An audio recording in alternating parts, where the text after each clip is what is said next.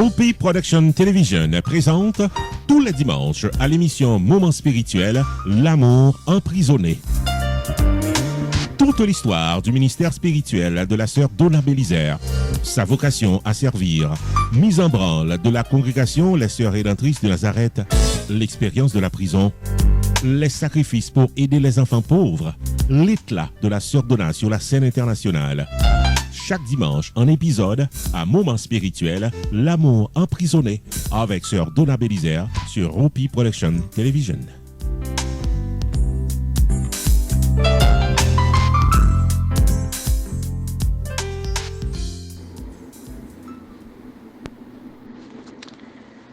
Bonsoir mes amis, avec vous, sœur Donna Bélisaire, votre sœur, votre servant, votre médiatrice. Aujourd'hui, nous avons décidé, mon promoteur, M. Jude de Ronceret de l'ARP-TV, la congrégation des Sœurs Rédemptrices de Nazareth et la communauté ancestrale, nous avons décidé de commencer avec vous un projet depuis longtemps, depuis 5 ans, qui est toujours sur le tapis. C'est le livre de ma vie, le parcours de ma vie, le chemin que j'ai parcouru. Oui, c'est bien triste et je dédie ces parcours à tous ceux qui m'ont soutenu, qui m'ont vu, qui m'ont compris, qui m'ont aimé, qui m'ont affectionné, qui me supportent.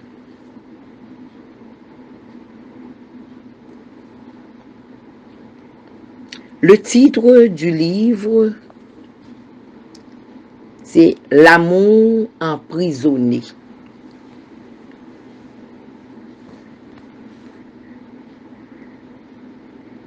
Pour le sous-titre, c'est Aimer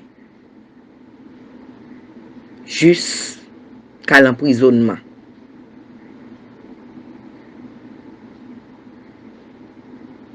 De l'amour à la prison. Oui.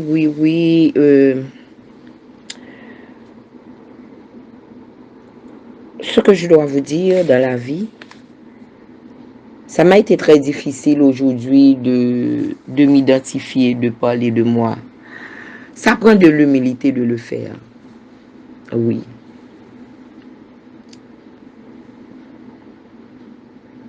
Ça prend de l'humilité de dire qui on est vraiment. Ça prend du courage aussi.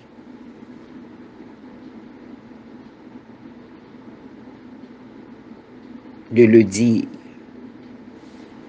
Et parfois c'est obligatoire dans notre société où on déforme les informations, où nous regardons sur l'apparence. Oui. Autant que l'homme s'arrêtera de juger sur l'apparence, la vie changerait.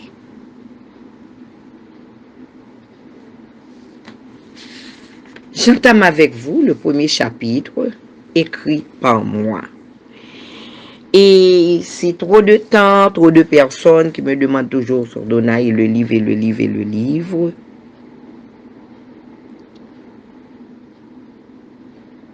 Que moi, je me suis dit, c'est mieux que de commencer à vous faire goûter des morceaux, à partager avec vous. Parce que la vie, chaque jour apporte son lot. Combien de gens qui sont partis en peu de temps, personne ne sait où serait demain.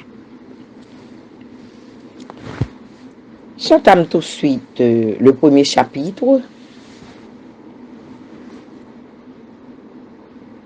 Qui suis-je?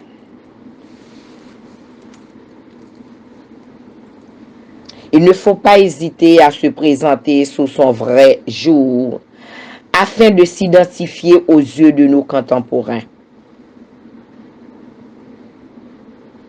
C'est un impérieux devoir, une nécessité absolue de rompre le silence, afin de révéler à mes proches, mes parents, mes amis, à tous ceux qui me supportent sans me connaître. C'est difficile de se mettre à nu devant les autres. Cela prend beaucoup d'humilité et du courage. Surtout dans une société comme la nôtre, où les gens éprouvent un malin plaisir à vilipender ceux de qui ils sont jaloux, pour des raisons inavouables ou inavouées.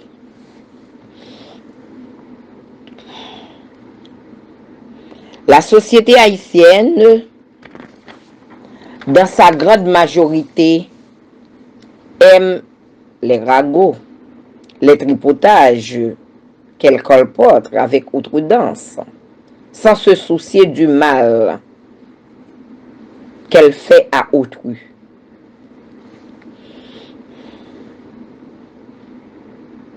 Alors, c'est à vous de défendre votre réputation, votre renommée, en rétablissant la vérité.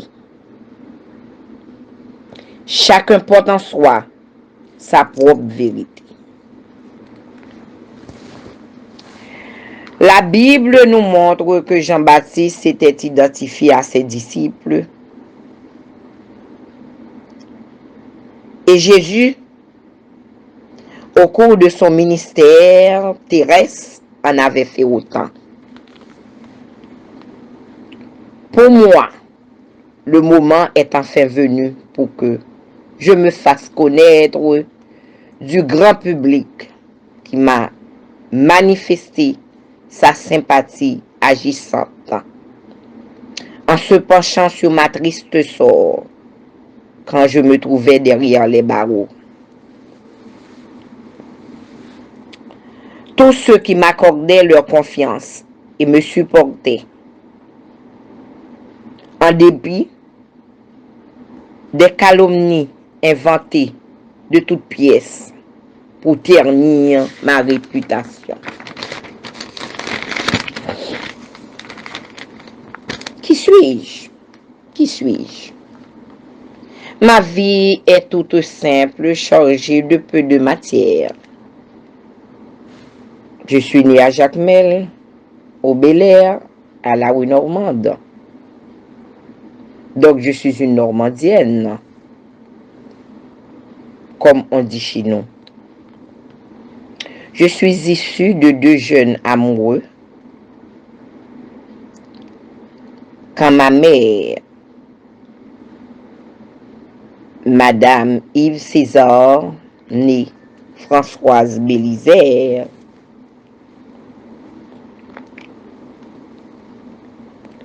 qui deviendra plus tard,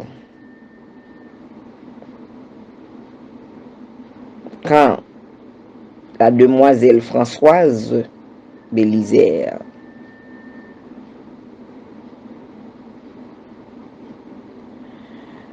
a eu avec Françoise Bélisère, qui est ma mère, qui deviendra Madame Yves César plus tard. Je suis issue de ces deux amoureux, ces jeunes amoureux. Ma mère, Marie-Françoise Bélisère, fille naturelle de M. Justin Bélisère et de Madame Coralie Aladin.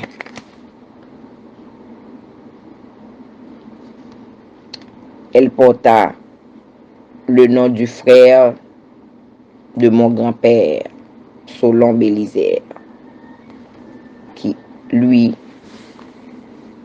avait reconnu ma mère. Mon grand-père était déjà marié quand mon grand-père a eu ma mère. Sa fille qu'elle aimait tant, la toute dernière,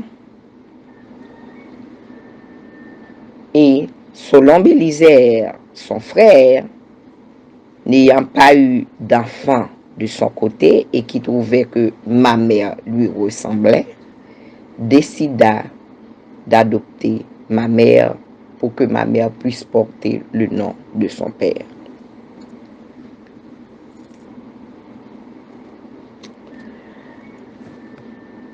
Quand ma mère était tombée enceinte de moi, les deux familles ont dû trancher devant une telle situation. Mon père, par la décision de sa famille, a dû laisser le pays afin de poursuivre ses études aux États-Unis.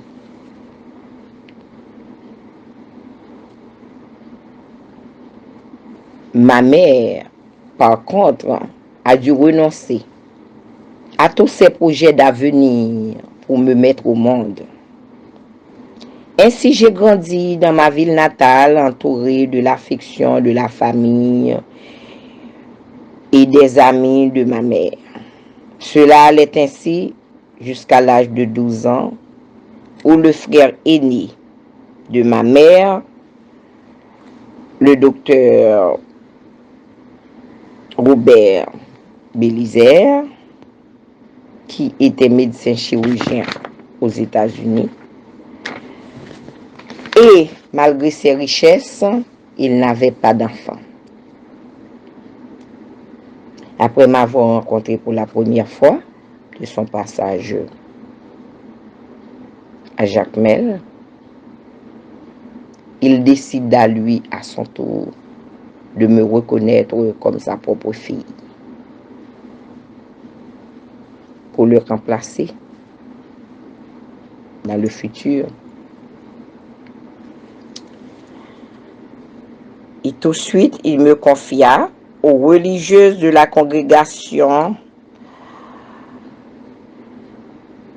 de Saint-Joseph de Cluny, ces sœurs communément appelées les sœurs de la Lue ou les sœurs bleues de chez nous. Il me confia surtout à sœur Jeanne, responsable de l'hôpital Saint-Michel, dont mon oncle était un grand supporter.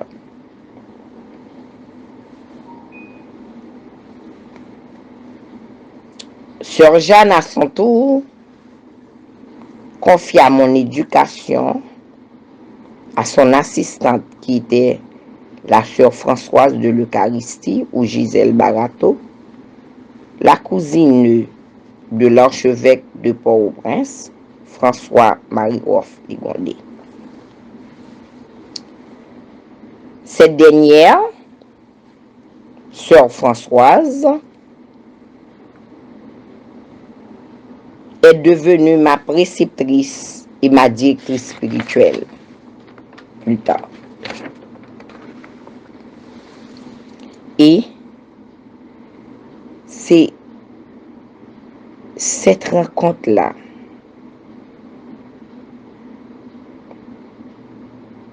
avec la sœur Françoise qui deviendra ma complice dans toutes les décisions, dans toutes mes passions d'enfance.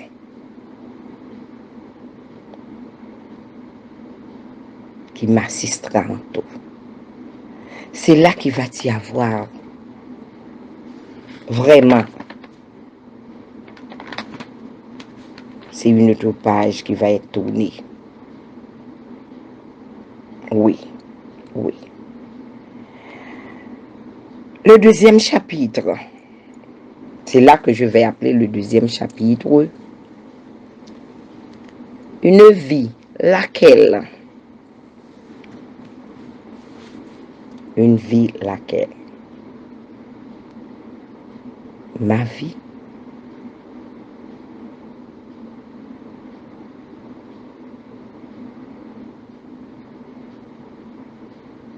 je demande beaucoup. C'est quelle vie? Ma vie est tellement étrange, comme ça veut dire le défunt là. Mon feu supporter, le membre Monsieur Louis-André Kwame, vit ça, vit ça, vit ça. mission ça. Parce qu'il dit, il n'y a pas de nom à le dire. Je ne peux pas l'identifier ce que vous faites. Quand j'ai dit ça, c'est pas par mépris. C'est parce que je ne peux même pas identifier la valeur, la grandeur. Merci encore et je dois dire aussi cet ouvrage en mémoire de M. Louis-André Kwame. Vous allez écouter avec attention Une vie laquelle. Aujourd'hui, je viens vous décrire le tableau de ma vie. Je dois vous dire que les couleurs du tableau ne sont pas toujours gaies. Certaines de ces couleurs vont vous répugner. Ce sont les couleurs sombres de ma vie, qui se décrit par des mauvais moments. Mais j'ai appris qu'il faut faire face à sa réalité. Oui. Il faut savoir mettre les couleurs à leur place pour réaliser le beau tableau de la vie. Au moment que je vous parle là, je suis contente. Je suis toujours joyeuse. Parce que toutes les couleurs sont à leur place. Je peux déjà commencer à m'asseoir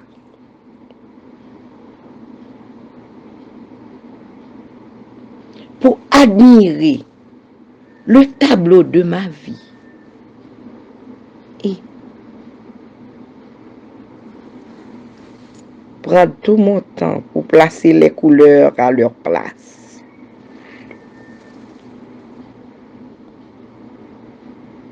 Surtout, les couleurs à leur juste place. Comme ça avait dit l'autre, au temps qu'il faut, au moment qu'il faut. Oui, je me presse. Je disais toujours, je ne peux pas passer tout ce temps à vous promettre un ouvrage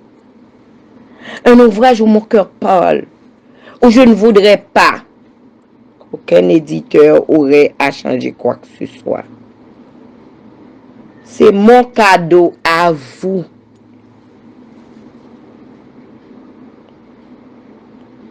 Oui, plus que jamais, chacun de nous avons de la difficulté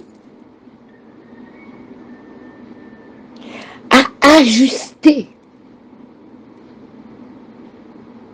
les couleurs du tableau de notre vie. Parfois, nous perdons même la chance de l'admirer. On la suicide parce qu'on n'en peut plus. Les souffrances sont trop dures pour les regarder, pour les vivre. Mais c'est pour vous que je consacre aujourd'hui, par ma voix, je veux vous dire, c'est dur, c'est difficile.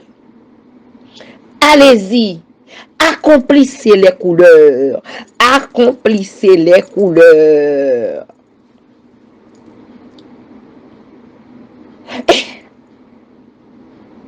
À la fin de votre vie, prenez le temps d'admirer votre propre tableau.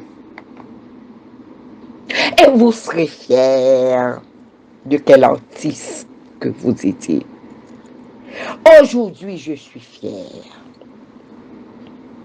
Le chemin est encore épineux, je sais. C'est encore très difficile, je sais.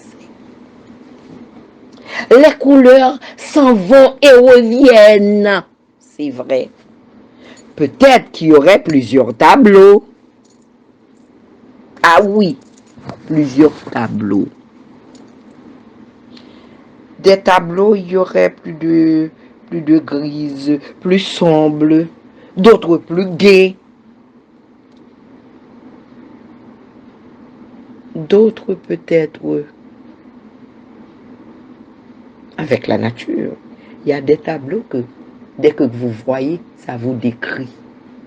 Ça décrit votre vie, ça décrit à vous.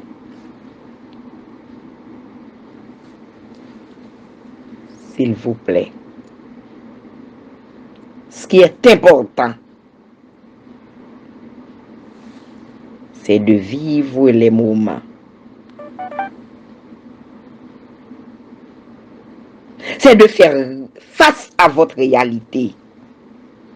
De ne pas fuir les mauvais moments. De ne pas fuir les souffrances. Ne pas essayer de les pallier par la drogue, par l'alcool.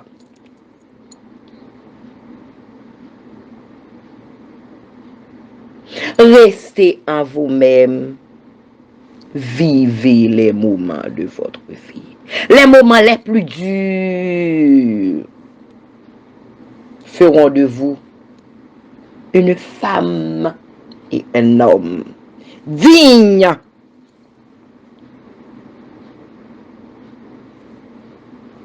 de la société. Digne d'être un exemple pour ceux qui vous côtoient.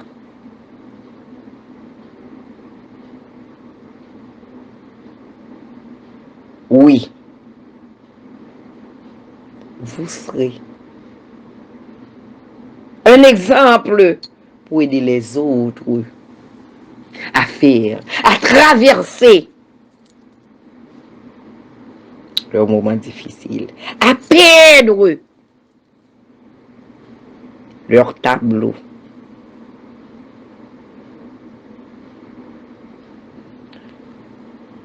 Les vivre, les moments comme les bons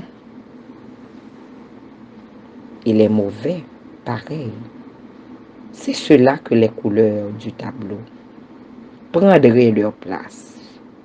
Quand vous aurez accepté les moments, quels que soient les moments, les bons et les mauvais, des événements les plus durs de votre vie sans les fuir. Ah bon, vous allez vous tenir un petit peu loin, à reculons, et de regarder en face de vous, admirer le tableau de votre vie, et en sentir fier comme moi. Oui, j'admire le tableau de ma vie aujourd'hui.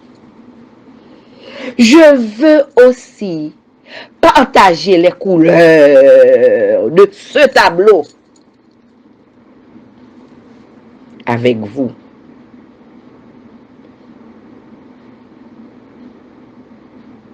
C'est pourquoi j'ai bien dit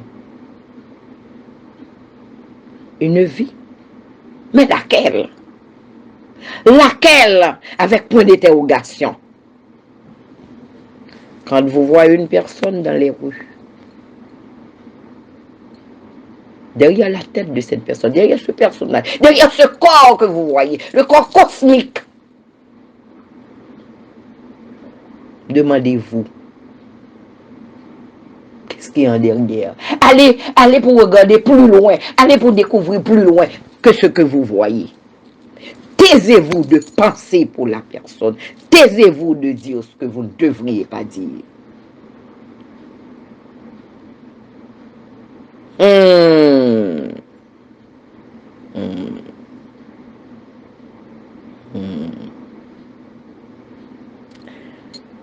Je vais revenir vous décrire cette vie, une vie laquelle, une vie qu'aujourd'hui je décide de partager avec vous. Je ne veux pas que vous pleurez en m'écoutant. Non, pas de pleurs. Comme a dit l'autre, il faut répéter. J'ai vécu le monde. Pas de pleurs.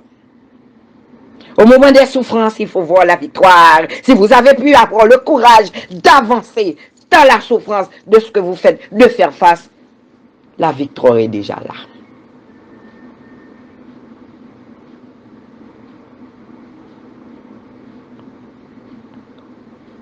C'est ma vie aujourd'hui. Il y a des jours, en méditation, je médite une partie de ma vie. J'en finirai jamais. Et parfois, je me suis dit, à attendre à écrire pour dire le livre, le livre, le livre, le livre, mais combien de chants qui en a tellement besoin, qui en attendent. Non, non, non, non. Je m'arrête. Je m'arrête pour vous dire une vie, laquelle? Oui, laquelle? Très bientôt, je vais vous découvrir. Découvrons avec moi cette vie.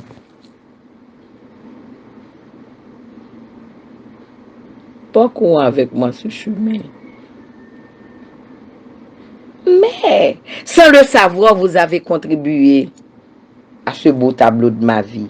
Oui, vous avez contribué. En appréciant ce que je fais. Par un regard, vous avez contribué à m'encourager. Par un bonjour, vous m'avez contribué. Par une appréciation, vous avez contribué. Par une accolade, vous avez contribué. Vous avez contribué à ce que je sois là aujourd'hui pour vous décrire le tableau de ma vie. Oui. Parfois, vous allez vous étonner. Les couleurs qui donnent le plus de valeur à votre tableau, c'est quelle couleur? C'est les couleurs sombres. C'est les couleurs sombres qui fait de vous une bravoure, un héros. C'est ces couleurs-là. Oui, oui. Même quand le tableau a peu de couleurs gaies, le rouge par exemple, le jaune abricot, et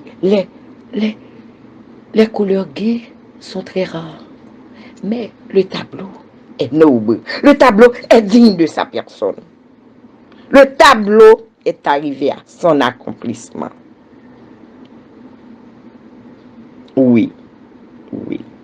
Une vie, laquelle? La prochaine fois, on va continuer le deuxième chapitre. Une vie, laquelle? Laissons, admirons avec moi le beau tableau de la vie de Sœur Donna Bélisaire. Encore, on va venir avec vous. L'amour emprisonné. Vous saurez pourquoi. Ce titre-là. Au revoir. Au revoir. Au revoir.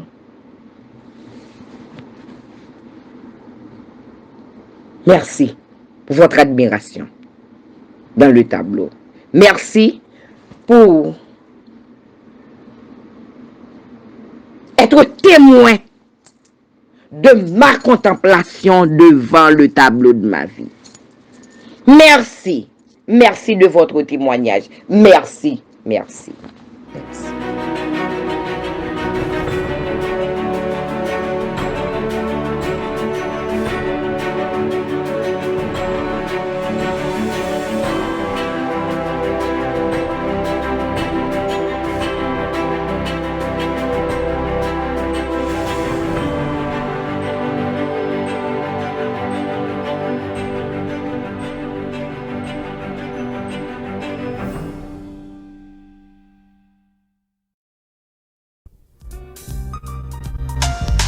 Rupi Production Television présente tous les dimanches à l'émission Moment spirituel, L'amour emprisonné. Toute l'histoire du ministère spirituel de la sœur Donna Bélisaire, sa vocation à servir, mise en branle de la congrégation Les Sœurs Rédemptrices de Nazareth, l'expérience de la prison, les sacrifices pour aider les enfants pauvres, l'éclat de la sœur Donna sur la scène internationale. Chaque dimanche, un épisode à Moment spirituel, L'amour emprisonné, avec sœur Donna Bélisaire sur Rupi Production Television.